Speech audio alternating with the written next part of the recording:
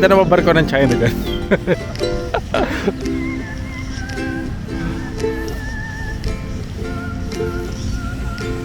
Sa lima kong Lima. Pagkita na dito, hindi sinakop na tayo ng China. Pagkita na dyan yung barko.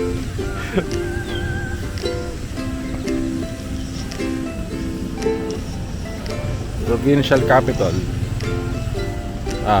Lingayen, Pangasinan.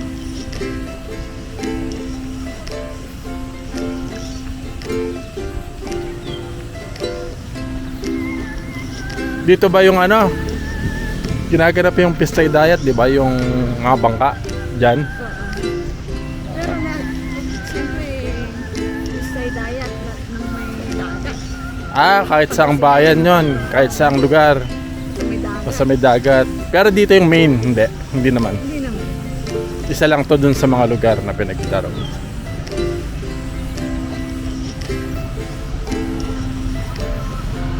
Dagat naman.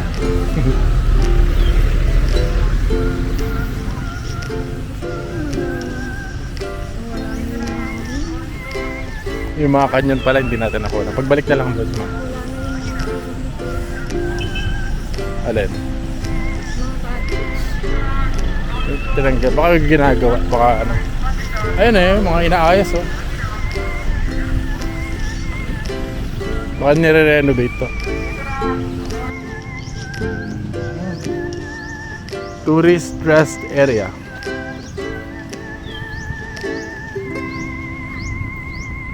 Dito siguro may gagawin dito. Tourist restaurant. Tourist rest area. Dito, yan o, sinisemento. Maganda yung may cottage. Dito wala na. Ayun o, tinambakan nga nila. Baka may gagawin dito. Vlogger daw.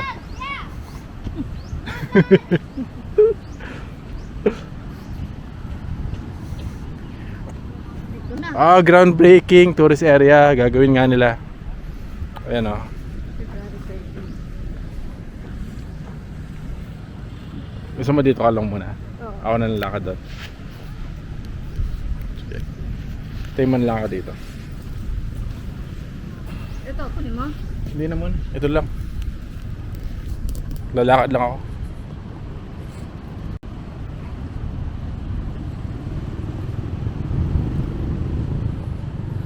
So, nandito tayo sa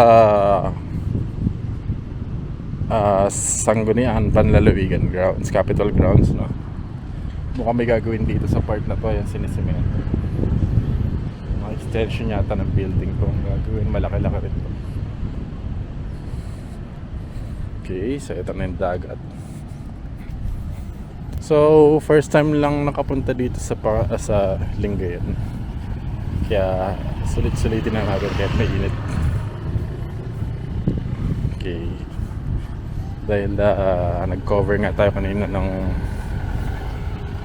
session ng Sangguniang Panlalawigan. Okay. So,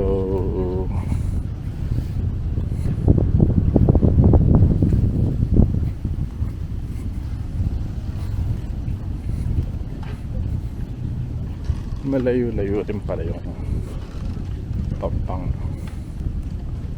Ito madalas tong pag may bagyo, no? Madalas tumaas ang tubig dito. Kaya naglagay sila ng babala. Gale warning. Ayan. Akitin natin dito, tingnan natin.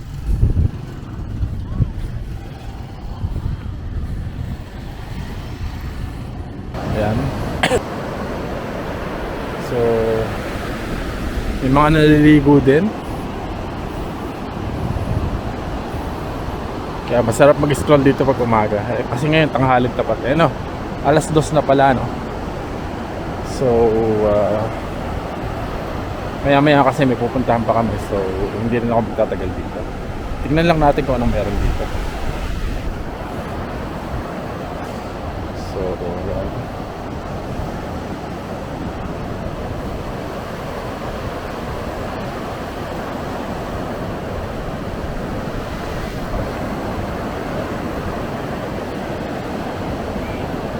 Mga naliligo.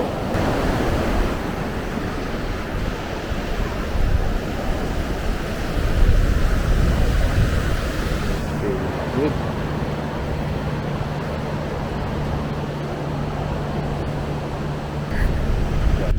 Kapagod din ng lakarin dito. Tanghalin tapat eh. Mainit. Hapon pala, sorry. So, ito na. Palabas na tayo dito. Ito merong sign dito eh, Pangasinan. 99 ba yan? Okay. Uy, may aeroplano. May nagpa-practice ng flight. Malayo to sa ano. Alam kong airport dito sa Binalonan pa eh. Pero to Lingayen, meron din yata ditong flight ano. Flight training. Tama ba? Ayan, Pangasinan. Pangasinan. Ayan. Doon tayo medyo sa lilim. Hindi ko makita eh. Nag-scuba diving pala sila kuya.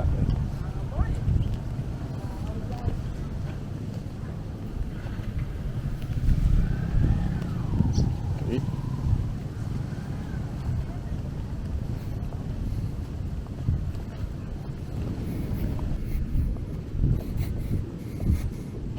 Tingnan natin ito nakasulat dito sa signboard na to. Lingayen Beach nga. Beach pa rin pala kung tawagin to. Pero parang walang mga cottage ngayon. No? Mukhang nire-renovate nga nila. Ito yung marker niya.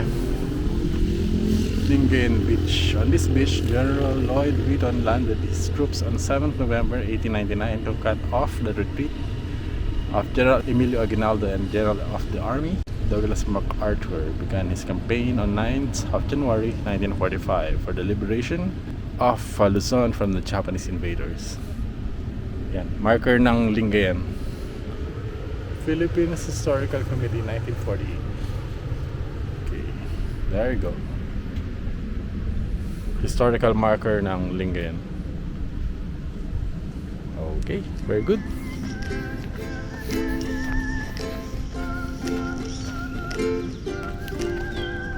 Yun namang ano, pinagpahingahan namin kanina. Rest area to ng mga bumibisita ano, sa Lingayen Beach. Tourist rest area. Groundbreaking pa lang to. So gagawin pa lang nila.